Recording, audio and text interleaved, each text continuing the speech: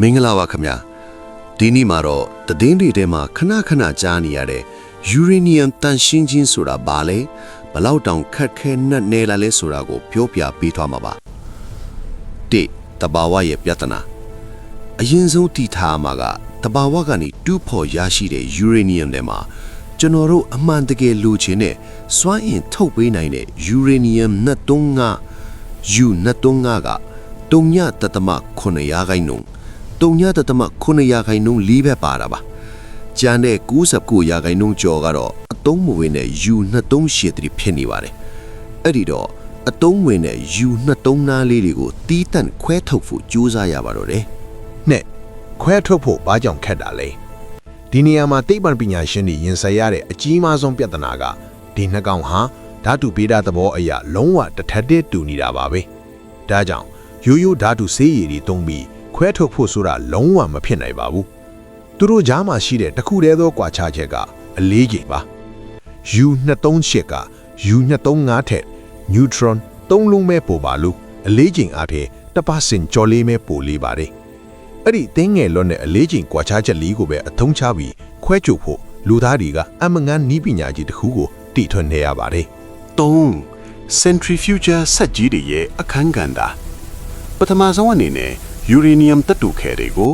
uranium hexafluoride UF6 ဆိုတဲ့တန်းငွေအဖြစ်ပြောင်းလဲလိုက်ပါတယ်ပြီးရင်တော့ centrifuges လို့ခေါ်တဲ့အင်မတန်ရှည်လျားပြီးတောင်းလိုက်ထောင်ထားတဲ့စလင်ဒါပြွင်ကောင်းကြီးတွေထဲကိုမှုတ်သွင်းလိုက်တာပါ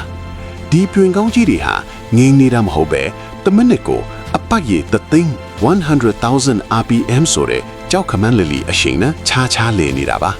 အတန်းထတောင်များတဲ့အရှိန်နဲ့လဲနေလေအတော့ဘဟိုခွာအားကြောင့်ပိုလေးတဲ့ U238 ထန်ငွေတွေကပြွင်နိုင်ငံဘက်ကိုလွင့်ထွက်သွားပြီးပိုပေါ့တဲ့ U235 ထန်ငွေလေးတွေကတော့အလဲဘဟိုမှာစုကြံရခဲ့ပါတယ်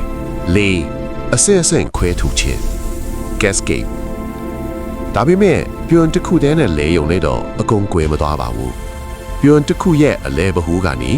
U235 နည်းနည်းလေးပိုများလာတဲ့ထန်ငွေကိုစုပ်ထုတ်ပြီးနောက်ထပ်ပြွန်တစ်ခုထဲကိုထပ်ထည့်ရပါတယ်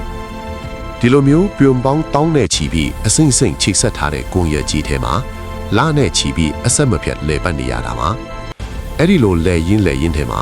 0.7% ရှိတဲ့ U235 ဟာလျှက်စစ်မီးထုတ်ဖို့အတွက်ဆို 9% အထိအနုမျိုးပုံလုပ်ဖို့အတွက်ဆိုရင်တော့ 90% အထိရောက်ရှိသွားတာဖြစ်ပါတယ်ငါဘာကြောင့်လူတိုင်းမလုံနိုင်တာလဲဒီတော့ငါးစင်ကပြောပြရင်လွယ်တယ်လို့ထင်ရပေမဲ့လက်တွေ့မှာတော့အင်မတန်အန္တရာယ်များပါတယ်။တစ်မိနစ်တစ်သိန်းလည်နေတဲ့စက်ကြီးတွေဟာနည်းနည်းလေးရိုင်သွားတာနဲ့အပိုင်းပြတ်ထွက်ပေါက်ကွဲသွားနိုင်ပါတယ်။ဒါကြောင့်ပုတ်တိုက်မှုအပူကြောင့်အရည်မပြိုသွားအောင်လေဟာနဲ့ vacuum ထဲမှာတန်လိုက်ဆက်ကွင်းတွေတုံးပြီးလေထဲမှာလွင့်နေအောင်ဖန်တီးထားရပါတယ်။အထက်က UF6 တန်းခွေကလည်းတမဏိကိုတော့စားပြစ်နိုင်တဲ့အတက်အထူးထုတ်လုပ်ထားတဲ့ကာဗွန်ဖိုင်ဘာတွေနဲ့ပဲတည်ဆောက်ရတာပါ။နေကုန်းချုံအနေနဲ့ကတော့ဒါကြောင့်မလို့နိုင်ငံတနိုင်ငံကအနုမျိုးပေါင်းလှုပ်ချင်တိုင်းအေယာမစေယုံကြီးတွေအစစ်မြင့်လို့နဲ့နီးပညာတွေဒေါ်လာဘီလီယံချီတဲ့ဘတ်ဂျက်နဲ့အချိန်အများကြီးသုံးနိုင်မှသာအောင်မြင်နိုင်တာပဲဖြစ်ပါတယ်။အခုဆိုရင်တော့သတင်းတွေထဲမှာခဏပါလေးရှိတဲ့ယူရေနီယမ်တန့်စင်ခြင်းအကြောင်းကိုအနည်းငယ်တော့တီးမိခေါက်မိရှိသွားမယ်လို့မျှော်လင့်ပါတယ်ခင်ဗျာ။